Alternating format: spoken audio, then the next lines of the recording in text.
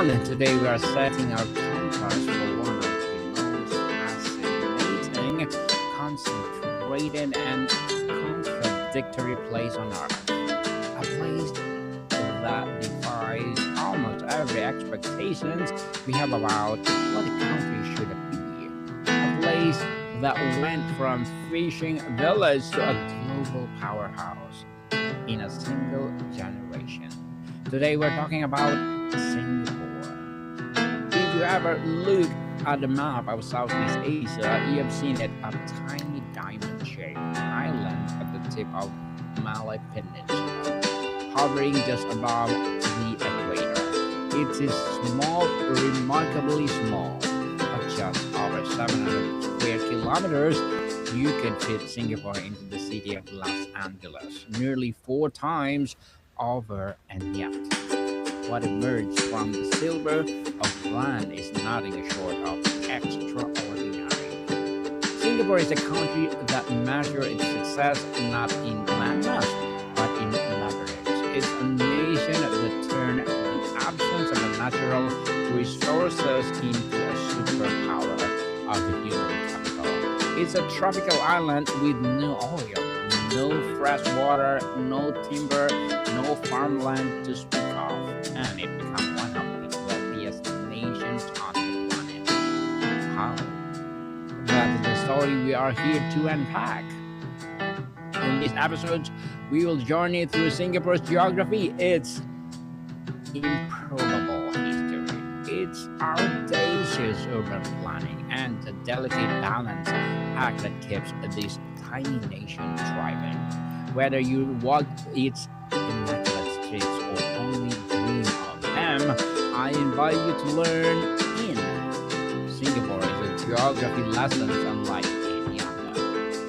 Let us start with the land itself. Singapore is an island nation consisting of one main island and 63 smaller islands.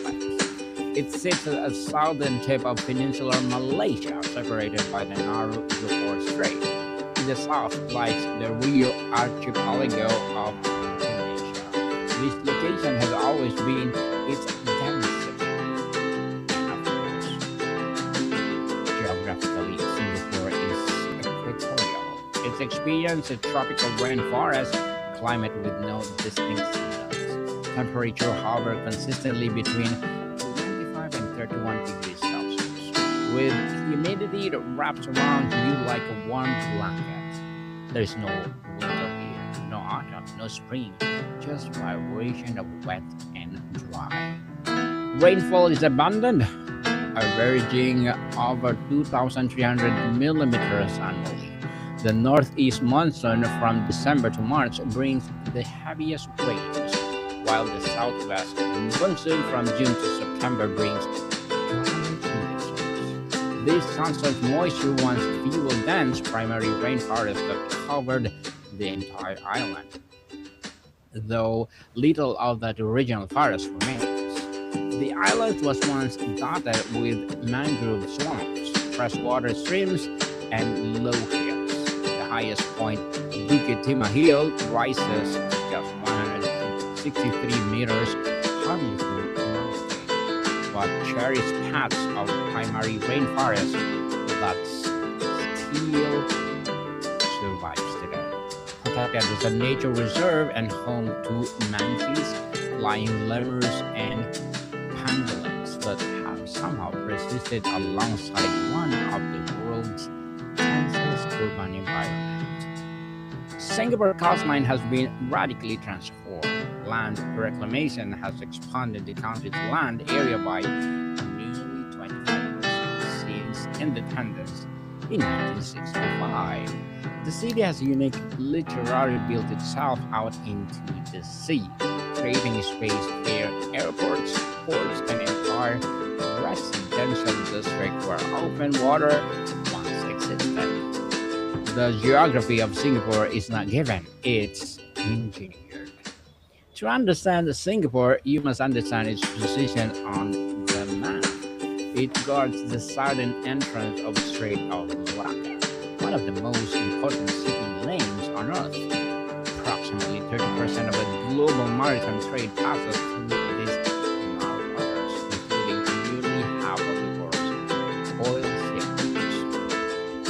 For centuries, this location was both blessing and curse. Whoever controlled Singapore controlled the checkpoint of Asian trade.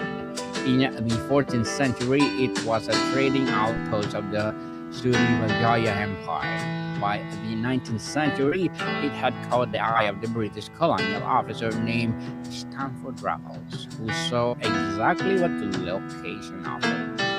Raffles established a British trading force in 1819, recognizing that the deep water harbor sheltered anchorage and strategic position on the tip of the Malay Peninsula created a natural entry point. Under the British rule, Singapore became a beating heart of the maritime Southeast Asia, drawing migrants from China, India across the Malay archipelago. This geography of convergence created a multi-ethnic society that defines Singapore today. This island became a crossroad where culture did not just meet, they mix. Chinese merchants, Indian laborers, Malay traders, European colonists all arrived, settled and began weaving the complex of cultural fabric, or fabric that would eventually become a nation. Singapore's modern story is one of the greatest miracles of the 20th century. In 1965, Singapore was expelled from the Federation of Malaysia. It was not a proud declaration of independence, it was a painful, humiliating ejection that the island found itself suddenly alone. A tiny city-state with no resources, no military, and no reason to survive. The man who stepped forward was Lee Kuan Yew, in a moment of raw emotion that would be later described as a gut-wrenching. Lee addressed a press conference with tears streaming down his face. He declared that Singapore would survive. It was a promise made against all odds, backed only by will and almost terrifying clarity of this. The challenges were staggering. Singapore had no natural resources. It had no fresh water of its own, relying on imports from Malaysia. It had a high unemployment and housing crisis, and racial tensions, and that had erupted in violence just 1 year earlier. The island was a tropical city-state with no hinterland, no army, no identity beyond what would build. What Singapore had was location, human capital, and leader willing to make brutal choices. Lee and his team decided that Singapore would not survive by trying to be like its neighbors. It will be survived by being indispensable. It will become the most efficient, most stable, and most business-friendly, and most disciplined place in Southeast Asia.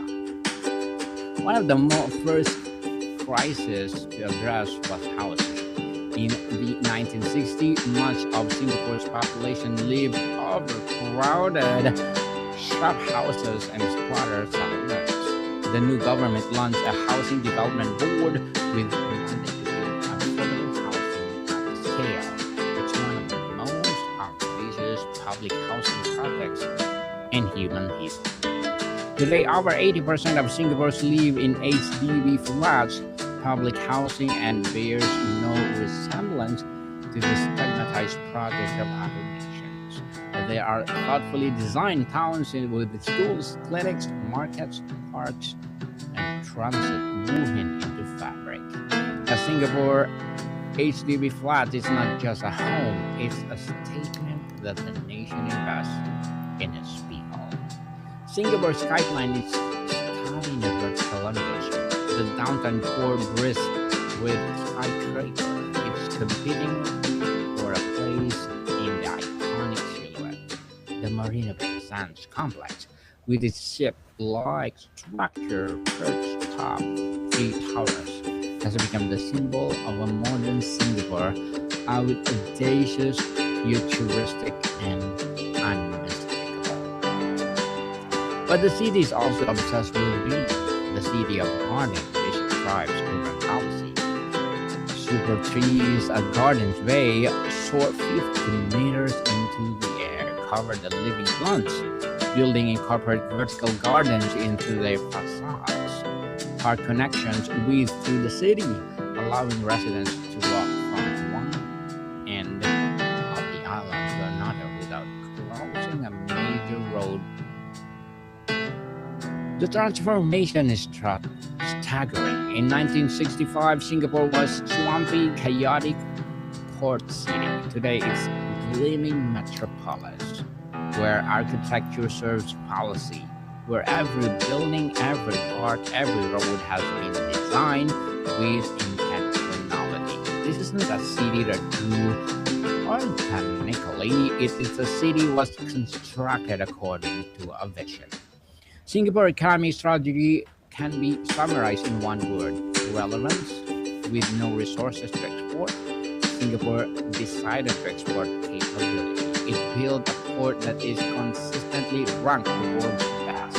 It built an airport that travels routinely describes as a destination itself. It built a financial sector that rivals Hong Kong, Tokyo, and London. The formula was simple concept: brutal and execution. Singapore would offer the world three things: stability, efficiency, and complete absence of corruption. While its neighbors struggle with bureaucracy, cronyism, Singapore created a system where business could be designed and registered in hours contract where, of course, bribes simply did not exist. Foreign investment poured in. Multinational corporations established in regional headquarters, manufacturing, electronics, pharmaceuticals, and precision engineering grew in the world-class industries. The government invested heavily in education, creating a bilingual workforce fluent in English and their mother tongue. Human capital becomes Singapore's oil. Today, Singapore is one of the wealthiest nations on earth. While GDP per capita surpassing the United States, Germany, and Japan. It's a global hub for finance, trade, logistics, and increasingly technology and innovations. The economy has evolved from labor-intensive and manufacturing to knowledge-intensive industries, always staying one step ahead of disruption. Yet this prosperity comes with costs. Singapore has one of the highest income inequality rates among development nations. The cost of living is astronomical. Cars are prohibitively expensive due to quota system designed to manage congestion. Housing, while high quality, is increasingly unaffordable for younger generations. The miracle has winners and it has those who feel left behind. Singapore is a nation of four official languages: English, Mandarin, Malay, and Tamil. The countless unofficial ones spoken in homes and hawker centers. The population is approximately 70% Chinese, 14% Malay, and 9% Indian, and 2% other. This diversity was once a source of violence. Today is managed with deliberate care. The government's approach to race religion is often described as a pragmatic for critics. Controlling ethnic integration policy ensures that no public housing block becomes racially segregated. Religious harmony is reinforced by law. The goal is stability, even if it comes at the expense of what some would call freedom. The hawker centers is Singapore's cultural heart. These open-air food complexes are where the nation eats, and eating is what the nation does best. Chinese noodles, Malay satay, Indian biryani, Peranakan laksa, all available for few dollars. UNESCO recognized Singapore's hawker culture is an intangible cultural heritage, affirming what Singaporeans already knew: food is identity. There is a term often used to describe the Singaporean psyche: kaisu, a Hokkien word meaning afraid to lose. It captures the competitive drive that permeates the culture. Parents push children toward economic excellence, choose from everything from limited edition toys to Michelin-starred street food. There's a collective anxiety about falling behind that fuels the nation's relentless pace. But beneath the efficiency, there is also warmth. Singaporeans are famously reserved in public spaces but deeply loyal to family, friends, and community. The kampong spirit, a Malay term for village solidarity, is invoked to describe the sense of mutual care that persists despite the high rise of modernity. It is a tension between individualism and collectivism that defines daily life. No discussion of Singapore is complete without confronting its governance. The People's Action Party has ruled since 1959, making Singapore functionality one party state. Critics points and restriction of free speech, press control, and the use of the foundation lawsuits against opposition figures. The Singapore model is not a liberal democracy by Western standards. Yet Singaporeans have repeatedly returned the PAP to power with overwhelming majorities. The social contract is clear. The government delivers stability, prosperity, safety, and efficiency. In exchange, citizens accept constraints and political expressions, social experiments, and what might elsewhere be considered fundamental rights. The bargain has held for 6 decades. The government's approach is technocratic, sometimes to a fault. There is a policy for everything from how many children citizens should have to how many fish can be kept in HDB flood. The state is present in a daily in ways a world feels suffocating in many Westerners. But for the most Singaporeans, the trade-off has been worth it. The question facing Singapore now is what comes next. The founding generation is gone. New challenge, climate change, demographic decline, political succession, rising geopolitical tensions, press against the small islands, social contract that worked 6 decades of being tested. Can the Singapore model adapt to a generation that values voice and meaning alongside stability and prosperity? So what do we take from Singapore? It's a country that should not exist but built on landmass too small, with resources too scarce, against odds too steep. And yet it does not just exist, it thrives. Singapore is the proof that geography is not destiny. What matters is what people decide to build upon the land they have been given. It's also warning. The efficiency is real, but so are the constraints. The prosperity is undeniable, but so is the pressure. Singapore asks hard questions about what we are willing to trade for safety, for order, for economic miracle. There is no easy answer, and the country's future will depend on how its people answer those questions for themselves. Singapore is geography of paradox. It's a tropical hypermodern. It's an Asian and global, and it's controlled and dynamic. It's a tiny and immense in influence. To understand Singapore is to understand the most powerful forces on earth are not oil reserves or a fertile soil. They are human will, collective discipline, and the audacity to dream beyond what the lens suggests is possible. Thank you for joining me on this journey through Singapore. This is episode Spark Your Curiosity. I encourage you to dig deeper. Read about this history, explore its literature, or better yet, visit the Hawker Centers and walk these immaculate streets. There's no substitute for standing on the tip of what islands, in the tropical heat, and witnessing one of the great human experiments in real time. Until next time, keep exploring. The world is waiting. And I'm your host, Daniel Lucas, and what welcome, people. See you soon.